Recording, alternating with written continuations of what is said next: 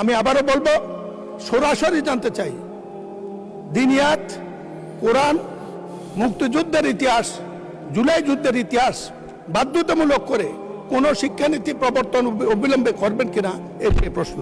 মাননীয় স্পিকার,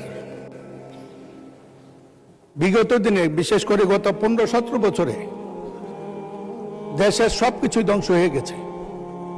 সবচেয়ে ধ্বংস হয়েছে শিক্ষা ব্যবস্থা। শিক্ষা বলতে কুশিক্ষায় পরিণত হয়েছে। প্রাতিষ্ঠানিক দিক থেকে একথা আমি স্বীকার করব, প্রাথমিক শিক্ষা উন্নয়নের জন্য প্রতি গ্রামে সুন্দর সুন্দর স্কুল হয়েছে, যেটাতে একটা কলেজ চলতে পারে।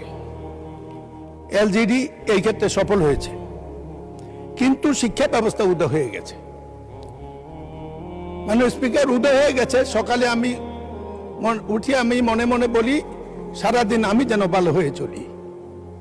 উদয় হয়ে গেছে আমার দিনিয়াত, উদয় হয়ে গেছে কোরআন শিক্ষা স্কুল থেকে, যার জন্য নীতি নৈতিকতা ভবিষ্যৎ শিক্ষা দিয়ে জাতি আর ধ্বংসের মুখে। অবকাঠামো উন্নয়নের সাথে শিক্ষার এই ক্ষেত্রে আমূল পরিবর্তন বাধ্যতামূলক কিছু করবেন কিনা। আজকে শিক্ষকদের অনেক মর্যাদা বেড়েছে, কিন্তু স্কুলে ছাত্র নাই। আমি 2-4টা স্কুলে যাওয়ার সুযোগ হয়েছিল সম্প্রতি। একটা স্কুলে যে দেখি শিক্ষক 13 জন, মাননীয় সদস্য, ছাত্র আছেন 2 জন। ছাত্র আছে 13 জন, সরাসরি প্রশ্ন করুন। শিক্ষক আছে 13 জন।